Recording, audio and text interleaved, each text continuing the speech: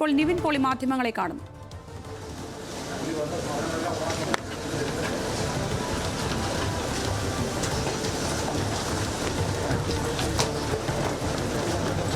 ഇപ്പോൾ നിവിൻ പോളി മാധ്യമങ്ങളെ കാണാൻ വരുന്ന ദൃശ്യങ്ങളാണ് പ്രേക്ഷകർ കാണുന്നത്. ഇന്ന് ഇപ്പോൾ ദേവൻ വിശദാംശങ്ങളുമായി ചേരും. ദേവൻ, അവിടെ വാർത്താ സമ്മേളനം ആരംഭിക്കുന്ന സാഹചര്യം, പുതിയ വിവരങ്ങൾ. അല്പം മുമ്പാണ് ഇപ്പോൾ നിവിൻ പോളി മാധ്യമങ്ങളെ കാണുന്നതായി പ്രഖ്യാപിച്ചത്. 9:10 കൂടി കലൂർ ഐഎംഎ ഹാളിൽ വെച്ച് മാധ്യമങ്ങളെ കാണുമെന്നാണ് അറിയിച്ചിരിക്കുന്നത്. അതിനു മുൻപേയായി ഫേസ്ബുക്കിൽ ഒരു പോസ്റ്റ് ചെയ്തിട്ടുണ്ടായിരുന്നു. ഈ ആരോപണങ്ങളെല്ലാം സത്യവിരുദ്ധമാണെന്നാണ് ഫേസ്ബുക്കിൽ കുറിച്ചിരിക്കുന്നത്. തനിക്കെതിരെ നിന്നിരിക്കുന്ന ആരോപണങ്ങൾ തെളിയിക്കാൻ, അതിന്റെ സത്യാവസ്ഥ തെളിയിക്കാനായി ഏതറ്റം വരെയും പോകും എന്നുകൂടി ഇപ്പോൾ ആ പോസ്റ്റിൽ പറഞ്ഞിട്ടുണ്ട്. കഴിഞ്ഞ വർഷമാണ് നിവിൻ പോളിക്കെതിരെ ഈ ഒരു ആരോപണം, ഈ ഒരു കേസിനാസ്പദമായ സംഭവം ഉണ്ടായതായി യുവതി പരാതിപ്പെട്ടിരിക്കുന്നത്. ദുബായിലേക്ക് ഒരു സിനിമയിൽ അഭിനയിക്കാൻ അവസരം നൽകാമെന്ന് പറഞ്ഞ് ദുബായിലേക്ക് വിളിച്ചു വരുത്തുകയും അവിടെ വെച്ച് പീഡിപ്പിക്കാൻ ശ്രമമുണ്ടായതുമായാണ് ഇപ്പോൾ പറയുന്നത്. ഈ പരാതി ഒരു 4 മാസം മുമ്പ് ഈ എറണാകുളം ഊന്നുകൽ പോലീസ് സ്റ്റേഷനിൽ അറിയിക്കുകയും, എന്നാൽ അവർ ഈ പരാതി ഇപ്പോൾ നിവിൻ പോളി ഇപ്പോൾ മാധ്യമങ്ങളെ കാണാനായി ഐഎംഎ ഹാളിലേക്ക് എത്തിയിട്ടുണ്ട്. അതിന്റെ ദൃശ്യങ്ങൾ ഇപ്പോൾ നമുക്ക് കാണാൻ പറ്റും.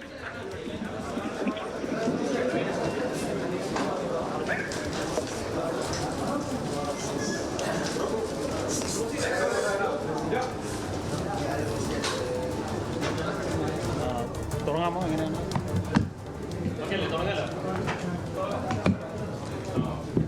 അപ്പോൾ എല്ലാ മാധ്യമ സുഹൃത്തുക്കൾ നമസ്കാരം. ഞാനിപ്പോൾ ഇങ്ങനെ ഒരു ന്യൂസ് ഇങ്ങനെ കണ്ടു, മാധ്യമങ്ങളിലൂടെയാണ് കണ്ടത്.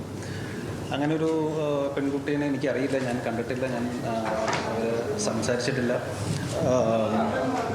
ഹലോ,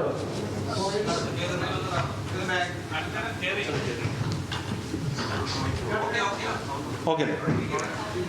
അപ്പോൾ ഇത് ഒരു ബേസ്ലെസ് ആയിട്ടുള്ളൊരു അലിഗേഷനാണ്. ഞാനിവിടെ നേരത്തെ പറഞ്ഞ പോലെ കാണുകയോ സംസാരിക്കുകയോ ഒന്നും ചെയ്തിട്ടില്ല.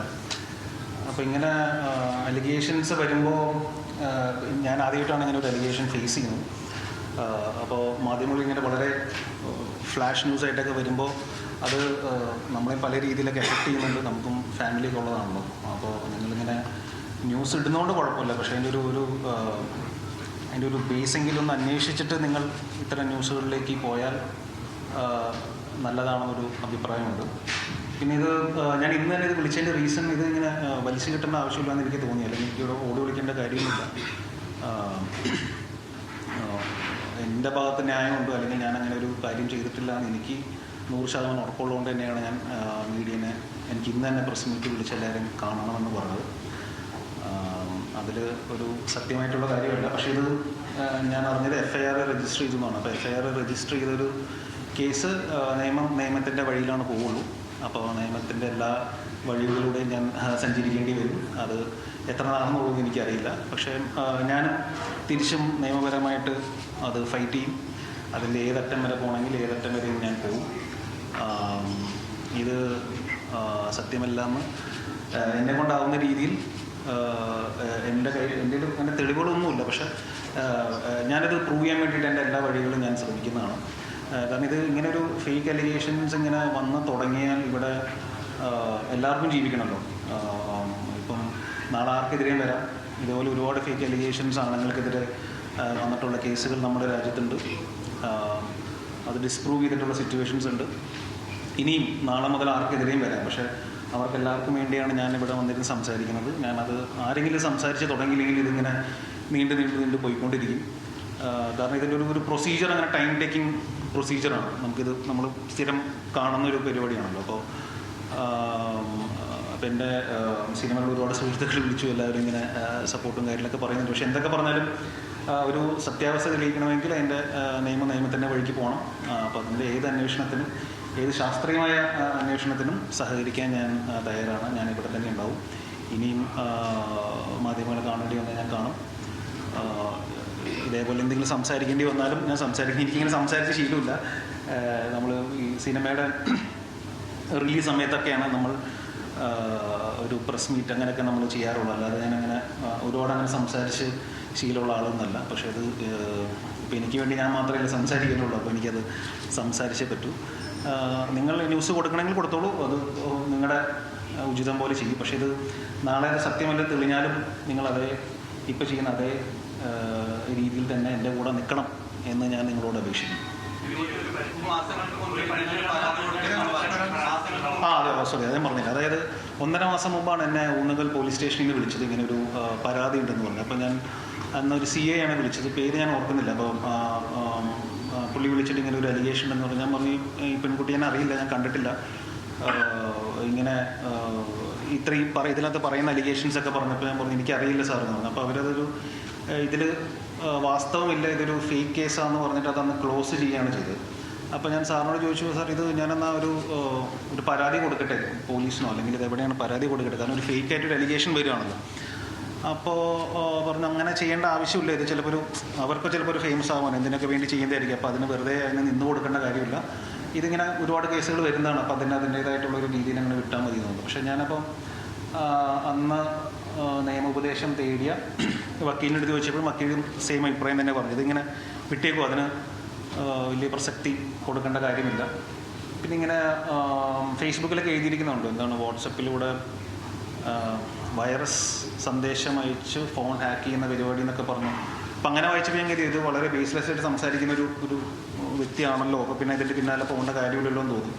അപ്പം അങ്ങനെയൊക്കെ ചെയ്യാനറിയായിരുന്നെങ്കിൽ എന്തൊക്കെ നമുക്കിവിടെ ചെയ്യാം. എനിക്കങ്ങനെ ബേസിക്കലി ഇത്രേ ഉള്ളൂ, എനിക്ക് ഇത് ഒരു പരിചയമില്ല, ഇത് ഞാൻ ഈ പെൺകുട്ടിയെ കണ്ടിട്ടില്ല, ഈ പറയുന്ന അലിഗേഷൻസ് കംപ്ലീറ്റ്ലി ഫോൾസാണ്. അതിന് ഞാൻ നിയമത്തിൻ്റെ എന്ത് കാര്യത്തിനും സഹകരിക്കാൻ ഞാൻ തയ്യാറാണ്, എങ്ങും പോകുന്നില്ല, ഇവിടെ തന്നെ ഉണ്ടാവും. നിങ്ങളുടെ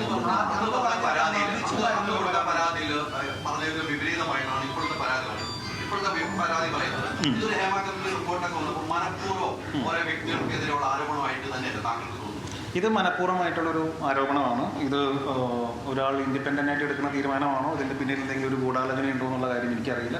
പക്ഷെ ഞാൻ വിശ്വസിക്കുന്നത് ഇതിൻ്റെ പിന്നിലൊരു അങ്ങനത്തെ ഒരു ഗൂഢാലോചന ഉണ്ടാകണം എന്നാണ് ഞാൻ വിശ്വസിക്കുന്നത്. ആയിരിക്കണമെന്ന് എനിക്ക് തോന്നുന്നു.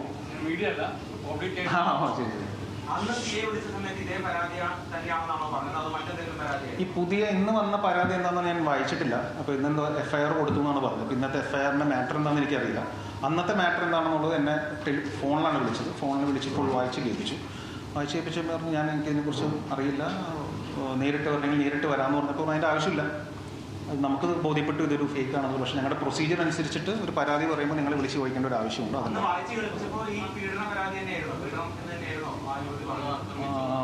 അങ്ങനെ എന്തൊക്കെയായിരുന്നു അതിൻ്റെ അത് പറഞ്ഞത്, കറക്റ്റായിട്ട് ഞാൻ ഓർക്കുന്നില്ല. പക്ഷേ ഇതേ മൂഡിലുള്ള പരിപാടിയായിരുന്നു. ഒരു ഹോട്ടൽ മുറിയിൽ പോകുന്നു, ഒരു ഹോട്ടലിൽ ചെന്ന് ഇങ്ങനെ കണ്ടു, പരിചയപ്പെട്ടു, പിന്നെ എന്തോ പീഡിപ്പിച്ചു, അങ്ങനെ എന്തൊക്കെ രീതിയിലാണ് അന്ന് പറഞ്ഞതെന്നാണ് എൻ്റെ ഒരു ഓർമ്മ.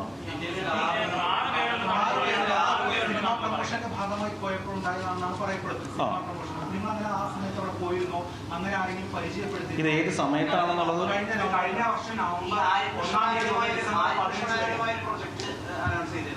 അതിന്റെ കാസ്റ്റിംഗ് കോഡുമായി ബന്ധപ്പെട്ടാണ് ആദ്യം ഇങ്ങനെ ഒരു അലിഗേഷൻ നമ്മൾ ശ്രദ്ധിക്കുന്നത്. വിമൺ പവറുള്ള വുമൺ വേണമെന്നും പല രീതിയിൽ കഴിവുകളുള്ള സ്കിൽസ് ഉള്ള വിമൺ വേണമെന്നുള്ള പോസ്റ്റ് ഷെയർ ചെയ്തുകൊണ്ടാണ് ഇവർ ആദ്യം ഇങ്ങനെ ഒരു പ്രതികരണം ഇങ്ങനെ ഷെയർ ചെയ്തത്. അപ്പൊ അവിടെ നിന്നാണ് ഈ ഞങ്ങൾ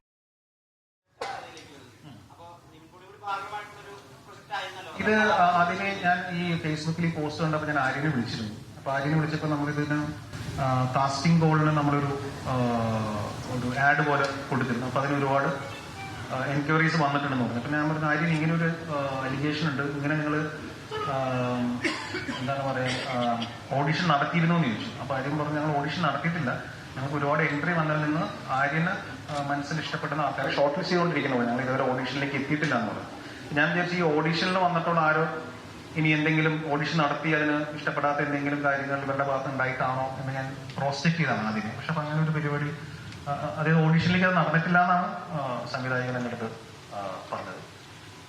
പിന്നെ ഞാൻ ഈ സമയത്ത് ഞാൻ ഏതാണ് മലയാളി ഫ്രം ഇന്ത്യയുടെ ഷൂട്ടുണ്ടായിരുന്നു. അത് കഴിഞ്ഞിട്ട് ഞാൻ ഹോട്ട്സ്റ്റാറിന് വേണ്ടി ചെയ്യുന്ന ഫാർമ എന്ന് പറഞ്ഞൊരു സിനിമയുടെ ഷൂട്ടായിട്ട് ഞാൻ പാലക്കാട് അങ്ങനെ പല പല സ്ഥലത്ത് ഞാൻ ട്രാവൽ ചെയ്തിട്ടുണ്ട്. അപ്പൊ ഇതിൻ്റെ ഒരു വേറൊരു ഇഷ്യൂ എന്താണെന്ന് വെച്ചാൽ ഇപ്പൊ ലീഗലി നിൽക്കുന്നതുകൊണ്ട് ഒരുപാട് കാര്യങ്ങൾ എനിക്ക് മീഡിയയുടെ മുമ്പിൽ വെളിപ്പെടുത്താൻ പറ്റുന്നൊരവസ്ഥയല്ല. എന്നോട് ഒരു പരിധി കൂടുതൽ സംസാരിക്കരുതെന്ന് പറഞ്ഞിട്ടുണ്ട്. പിന്നെ എനിക്ക് സംസാരിച്ച് ശീലമില്ല, അപ്പോൾ അറിയാതെ എന്തെങ്കിലും പുറത്ത് വരുമെന്നുള്ളത് എനിക്ക് അറിഞ്ഞുകൂടാ. പക്ഷെ ഞാനും കെയർഫുള്ളായിരിക്കുകയാണ്, കാരണം അത് സൂക്ഷിക്കണം. ഈ കേസുമായി ബന്ധപ്പെട്ട് 6 പേരുണ്ടെന്നാണ് പറയുന്നത്. ഈ കേസുമായിട്ട് ഇപ്പോൾ 6 പേരുണ്ട്. ഇവരൊക്കെ നിവിൻ അറിയുമോ? ഇവരൊക്കെ തന്നെ ഇതിനകത്ത് പറയുന്ന ഒരു വ്യക്തിനെ അറിയാം. അദ്ദേഹം അതാണ് പേര് പറയാൻ എനിക്കറിയില്ല, അതുകൊണ്ട് ഞാൻ പറയാണ്. ഒരു വ്യക്തിനെ അറിയാം. ആ വ്യക്തി സിനിമയിൽ, മലയാള സിനിമയിൽ ഒരുപാട് പേർക്ക് ഫണ്ട് ചെയ്യുന്ന ആളാണ്. ഞാനും പുള്ളിയുടെ നിന്ന് ഫണ്ട് മേടിച്ച് സിനിമകൾ ചെയ്തിട്ടുണ്ട്. മലയാള സിനിമയിൽ ഒരുപാട് പേര് പുള്ളിയുടെ നിന്ന് ഫണ്ട് മേടിച്ച് ചെയ്യുന്ന ഒരാളാണ്. അങ്ങനത്തെ ഒരു ബന്ധം മാത്രമേ എനിക്ക് പുള്ളിയായിട്ടുള്ളൂ.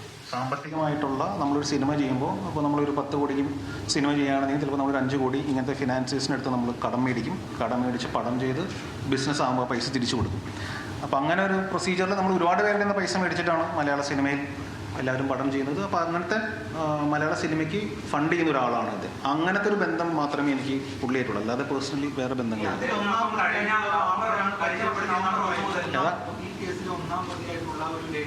അവരാണ് ഈ യുവതിയെ ഈ ഗ്രൂപ്പിനെ പരിചയപ്പെടുത്തിയതെന്നാണ് പറയുന്നത്. അത് എങ്ങനെ ആരെങ്കിലും പരിചയപ്പെടുത്തിയിരുന്നോ? ഇല്ല, എനിക്ക് ഒന്നാം പ്രതി ആരാന്ന് പറഞ്ഞുകൂടാ, ബാക്കിയുള്ളവരാരാന്ന് പറഞ്ഞുകൂടാ. ഇല്ല, എനിക്ക് അറിയില്ല.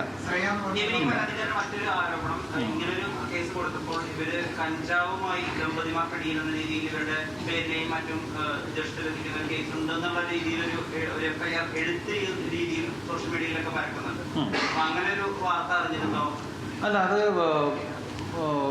പോലീസ് അന്വേഷിക്കേണ്ട കാര്യമാണല്ലോ. അങ്ങനെ അവരുടെ ബാക്ക് ഡ്രോപ്പ് എന്താണെന്നുള്ളത് അവരാണ് അന്വേഷിക്കേണ്ടത്. എനിക്കറിയില്ല, എനിക്ക് ഇവരെക്കുറിച്ച് അറിഞ്ഞുകൂടാ. ഇവരാരാന്ന് പറഞ്ഞുകൂടാ. ഇവരെ ഞാനങ്ങനെ പേഴ്സണലി കണ്ടോ അല്ലെങ്കിൽ സംസാരിച്ചോ അല്ലെങ്കിൽ ഇൻട്രാക്ട് ചെയ്തോ മെസ്സേജ് അയച്ചോ ഫോൺ വിളിച്ചോ വാട്സപ്പ് ചെയ്തോ ഒന്നും ഒരു രീതിയിലും ബന്ധമില്ലാത്ത ഒരു ഇതാണ്. പിന്നെ ഞാൻ പലയിടത്തും പോകുമ്പോൾ ഒരുപാട് പേര് എൻ്റെ അടുത്തൊന്ന് സെൽഫി എടുക്കാറുണ്ട്. അത് നമ്മളൊരു സിനിമയിൽ അഭിനയിക്കുന്ന ഒരാളായതുകൊണ്ട് എൻ്റെ അടുത്ത് സെൽഫി, അങ്ങനെ വല്ല സെൽഫി ഫോട്ടോ ഉണ്ടോ എന്നുള്ളത് അറിഞ്ഞുകൂടാ. അത് നമുക്ക് നോ പറയാൻ പറ്റാത്ത കാര്യമാണ്. അല്ലാതെ ഉള്ള ഒരു രീതിയിലുള്ള കണക്ഷനും ഈ പറയുന്ന പെൺകുട്ടിയായിട്ട് എനിക്കില്ല. കഴിഞ്ഞ നവംബർ 1 മുതൽ ഡിസംബർ 15, കഴിഞ്ഞ വർഷം ഡിസംബർ 15 വരെ ഉള്ള കാലയളവ് നടന്നാണ് പറയുന്നത്. ആ സമയത്ത് ഈ പറയുന്ന ഈ നിർമ്മാതാവിനൊപ്പം ദുബായിൽ ഉണ്ടായിരുന്നു. ഞാൻ നിർമ്മാതാവിനെ ദുബായിൽ വെച്ച് കണ്ടിട്ടുണ്ട്. അതിൻ്റെ ഡേറ്റ് എനിക്കിപ്പോൾ വെളിപ്പെടുത്താൻ പറ്റില്ല. അത് FIR-ൽ എന്നാണ് ഡേറ്റ് കൊടുത്തേക്കണമെന്ന് എനിക്ക് അറിഞ്ഞുകൂടാ. പക്ഷേ ഞാൻ കണ്ടത് ദുബായ് മോളിൽ വെച്ചിട്ടാണ്. ദുബായ് മോളിൽ വെച്ച് ഇദ്ദേഹത്തിൻ്റെ ഒരു സുഹൃത്തായ റാഫേൽ എന്ന് പറഞ്ഞ ഒരു സുഹൃത്തിനെ പരിചയപ്പെടുത്തിയതാണ്. പുള്ളി ദുബായിലുള്ള പുള്ളിയാണ്. പുള്ളിക്ക് നമ്മൾ ചെയ്യാൻ ഉദ്ദേശിക്കുന്ന സിനിമയിൽ 50% ഫണ്ട് ഇടാൻ വേണ്ടിയിട്ട് റാഫേലിൻ്റെ കുടുംബവും കൂടി ഉണ്ട്. ഞങ്ങളവിടെ ദുബായ് മോളിൽ ഒരു ഫുഡ് കോർട്ടിലിരുന്ന് കണ്ടു. റാഫേലിൻ്റെ മകനും ഭാര്യയും മകളും ഭർത്താവും, അങ്ങനെ അവർ 3 പേരുടെയാണ് വന്നത്. അപ്പോൾ ഈ പറയുന്ന ഫിനാൻസർ ഉണ്ടായിരുന്നു. പക്ഷെ നമ്മൾ സിനിമയുടെ കാര്യം പറഞ്ഞ് അവിടെ നിന്ന് പിരിഞ്ഞു. അല്ലാതെ ഞങ്ങൾ ദുബായിൽ വേറെ എവിടെയും വെച്ച് മീറ്റ് ചെയ്തിട്ടില്ല. ഇത് ഞാൻ പറഞ്ഞു, ഞാനങ്ങനെ ഇത് ഫേസ് ചെയ്തിട്ടോ അല്ലെങ്കിൽ ഇങ്ങനെ എനിക്ക് പരിചയമില്ല. അപ്പോൾ എനിക്ക് നിയമോപദേശം തേടുക എന്നുള്ളത് മാത്രമേ ഉള്ളൂ. അപ്പോൾ അത് നമ്മൾ ഈ അന്വേഷണത്തിനെ നമ്മൾ ബഹുമാനിക്കണം. കാരണം ഇതൊരു ഫേക്ക് അലിഗേഷൻ ആണെന്നുള്ള അവർക്കും പ്രൂവ് ചെയ്യണം.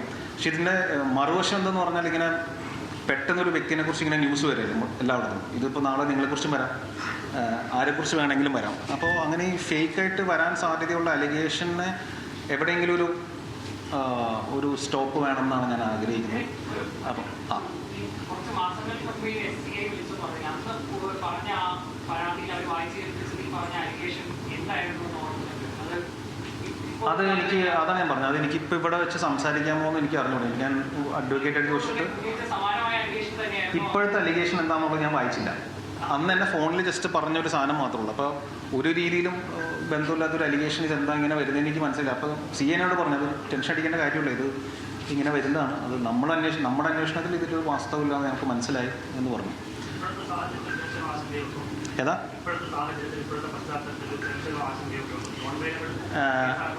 അല്ല, അതിപ്പോൾ നമ്മൾ അത് ഫേസ് ചെയ്യണം, വേറെ ഇതൊന്നുമില്ല. പക്ഷെ നമ്മുടെ ഇമ്മീഡിയറ്റ് ഫാമിലിയാണ് നമ്മുടെ കൂടെ, അവർക്കാണ് എഫക്റ്റ് ചെയ്യാറ്. പക്ഷേ എൻ്റെ ഇമ്മീഡിയറ്റ് ഫാമിലി എല്ലാവരും എൻ്റെ കൂടെ തന്നെയുണ്ട്. അവർക്ക് എന്നെ അറിയാം. ഞാനിന്ന് അതിന് ഇതറിഞ്ഞപ്പോൾ വീട്ടിൽ അമ്മേനെയാണ് വിളിച്ചത്. മമ്മി ഇങ്ങനൊരു വാർത്തകൾ വരുന്നുണ്ട്, മമ്മി പറഞ്ഞു നീ ധൈര്യമായിട്ട് ഇരിക്കും, എനിക്ക് ടെൻഷനൊന്നും ഇല്ല എന്നാണ് മമ്മി പറഞ്ഞത്. അപ്പോൾ അത് മതി. അപ്പോൾ ഉണ്ട് അതാ ഞാൻ പറഞ്ഞു. ഇതിൻ്റെ നിയമത്തിൻ്റെ ഏതറ്റം വരെ പോകാൻ പറ്റുമോ അറ്റം വരെ ഞാൻ പോകും, ഞാൻ ഫൈറ്റ് ചെയ്യും, അത് ഞാൻ ചെയ്തിരിക്കും. അത് എനിക്ക് വേണ്ടി മാത്രമല്ല, നാളെ ഇതേപോലെ വരാൻ സാധ്യതയുള്ള അലിഗേഷൻ വരാൻ സാധ്യതയുള്ള അല്ലെങ്കിൽ ഡിഫെയിം ചെയ്ത് ഒരു വ്യക്തിത്വത്തെ നശിപ്പിക്കാൻ സാധ്യതയുള്ള എല്ലാവർക്കും വേണ്ടിയാണ് ഞാൻ നിൽക്കുന്നത്. അത് സിനിമയിലുള്ള ആർക്ക് വേണമെങ്കിലും വരാം, സിനിമയിലുള്ള ഇല്ലാത്തവർക്കും വരാം, മീഡിയക്കാർക്കെതിരെ വരാം, രാഷ്ട്രീയക്കാർക്കെതിരെ വരാം. പക്ഷെ ഇത് ഈ യാത്ര ഞാൻ കണ്ടിന്യൂ ചെയ്തേ പറ്റുള്ളൂ. അപ്പോൾ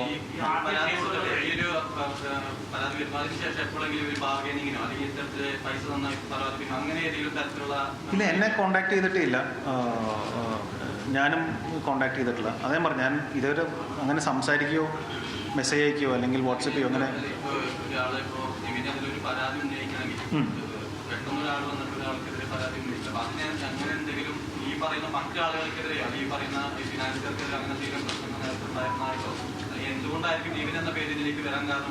എനിക്കതിനകത്ത് പേര് പറഞ്ഞിട്ടുള്ള ബാക്കിയുള്ളവർ ആരാണെന്ന് അറിയില്ല. ഞാൻ പേഴ്സണലി എനിക്ക് പരിചയമില്ലാത്തവരാണ്. അത് ഈ പറയുന്ന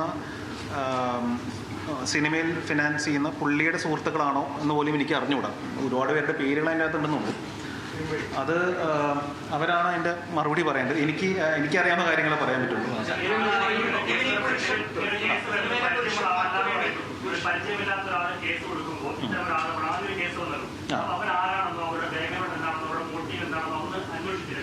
ഞാൻ ചോദിച്ചു ഇത് ചെയ്യണമെന്ന് ചോദിച്ചപ്പോൾ പറഞ്ഞു അതിൻ്റെ പിന്നാലെ തൂങ്ങേണ്ട കാര്യമില്ല, നിവിൻ്റെ വർക്കായിട്ട് മുമ്പോട്ട് പോകും. ഇങ്ങനെ എല്ലാ ശബ്ദങ്ങൾക്കെതിരെ നിങ്ങൾ പ്രതികരിക്കാൻ പോയി കഴിഞ്ഞാൽ അതിനെ സമയം ഉണ്ടാവുള്ളൂ. പിന്നെ അതൊരു അൺവാണ്ടഡ് ന്യൂസിലൊക്കെ വരും. അപ്പോൾ അതിൻ്റെ ആവശ്യമില്ലല്ലോ. അപ്പോൾ അത് ഞങ്ങൾ കേസ് ക്ലോസ് ചെയ്ത കാര്യം നിവിൻ ടെൻഷൻ അടിക്കേണ്ടതാണ്. ഞാൻ അതിൻ്റെ പിന്നാലെ പോയില്ല ബ്രദർ. സത്യം പറഞ്ഞ് എനിക്കങ്ങനെ ചെയ്യാൻ തോന്നിയില്ല. കാരണം എനിക്കൊരു പരിചയമില്ലാത്തൊരു പെൺകുട്ടിയാണല്ലോ. അപ്പോൾ ഞാൻ ഇതിനെ അതിൻ്റെ പിന്നാലെ പോകണം. ഇപ്പം നിയമപരമായി പോകുന്നു പറയുമ്പോൾ വീണ്ടും കേസുകൾ കൊടുത്തിട്ടുണ്ട്, നേരിട്ട് കേസ് കൊടുക്കും, അങ്ങനെ പോലീസിൽ കേസ് കൊടുക്കാൻ DGPക്ക് പരാതി കൊടുക്കും, അങ്ങനെയൊക്കെ ഇനി അതെ ഞാൻ അതിനുള്ള പരാതി തയ്യാറാക്കിക്കൊണ്ടിരിക്കുകയാണ്. അപ്പോൾ ഞാൻ നേരിട്ട് പോയി പരാതി കൊടുക്കണമെങ്കിൽ നേരിട്ട് പോയി പരാതി കൊടുക്കും. അതിൻ്റെ പ്രൊസീജിയർ ഇപ്പം അങ്ങോട്ട് വന്നേ ഉള്ളൂ. അപ്പോൾ അത് എഴുതി ഒന്ന് പ്രിപ്പയർ ചെയ്യണമല്ലോ.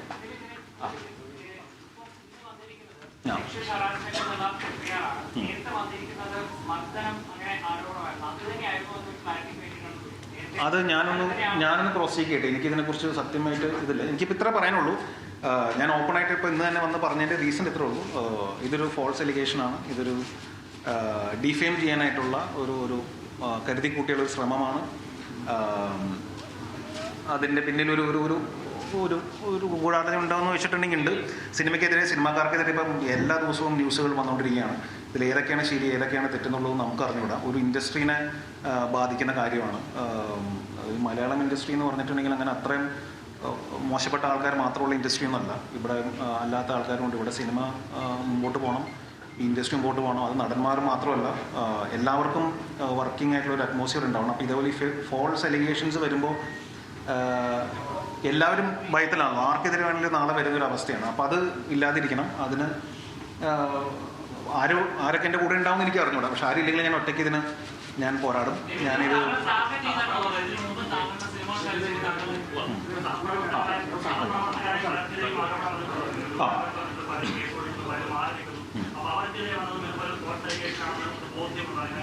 എനിക്ക് അതിനെക്കുറിച്ച് പറയാനായിട്ട് അറിയില്ല. അത് അവർ ഫൈറ്റ് ചെയ്യുന്ന കാര്യമാണ്. അത് എനിക്ക് തോന്നുന്നു അത് ഓൾറെഡി കേസായിട്ടുള്ള കാര്യമാണ്. അപ്പോൾ അത് ആ വഴിക്ക് നടക്കട്ടെ. അപ്പോൾ ഞാൻ ഇവിടെ തന്നെ ഉണ്ട്, ഞാൻ എങ്ങും പോകുന്നില്ല.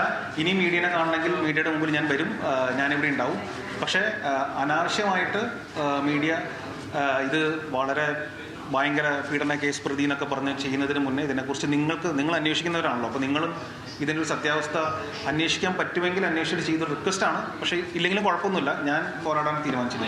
Thank you.